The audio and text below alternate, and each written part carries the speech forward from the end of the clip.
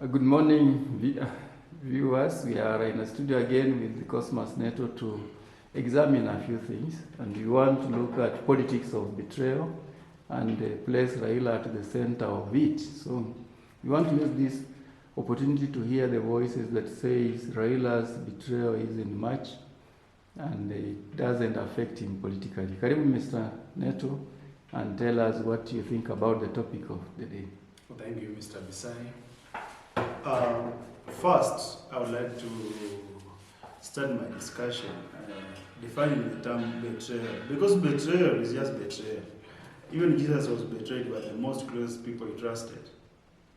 So Raila Odinga has always and constantly been betrayed by people he constantly trusted that they will help him or help this country to become a better place. Raila Odinga was betrayed by Moi when they formed a coalition with his LDP. He was betrayed by Kibaki. And the betrayal goes on. And it is not different from what our Deputy President is experiencing now. But what baffles me is that now, instead of them forming a formidable team to defeat once and for all the culture of betrayal, they are working on from different spheres, giving the people who have constantly betrayed them politically to get a field space so that they can also plan, regroup, and also betray another person in the future. There are those who look at betrayal in Kenyan politics from another point of view, especially where Raila is involved. They feel he has betrayed almost everybody he has formed a partnership with. What do you have to say about that? Those people themselves, they will never come out clear to say they have been betrayed. Because Raila said he supported Moi betrayed him. They had an agreement, an MOU with Kibaki, and Kibaki threw them out of government. In fact, it was not Raila alone. The whole team of other people were thrown out of the government.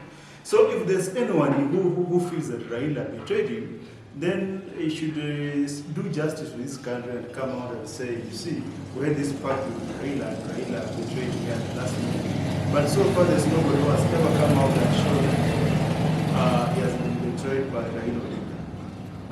We are looking at it in various ways also. Take, for instance, Miguna wa Miguna. He saw Raila in at Uhuru Park in broad daylight.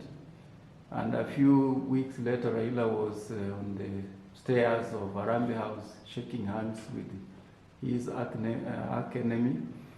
So, what do you term that? Is in that betrayal not of just Miguna, but the spirit that supported Raila and drove him into the handshake? You know, Miguna didn't swear in Raila Odinga. The person who swore in Raila Odinga, the Chief Justice at that time, was Kajwang. And Kajwang is still a member of parliament in this country. He was never betrayed by Raila. He was never thrown out by the government. Miguna was thrown out of the government because of his unbecoming character that the government of Kenya couldn't tolerate. So Miguna has no grounds to justify that Raila betrayed him after swearing him in. He only carried the Bible, but the person who swore him Raila was TJ Kajwang. Thank you very much for sharing your sentiments on this important topic. Viewers will be back in a moment.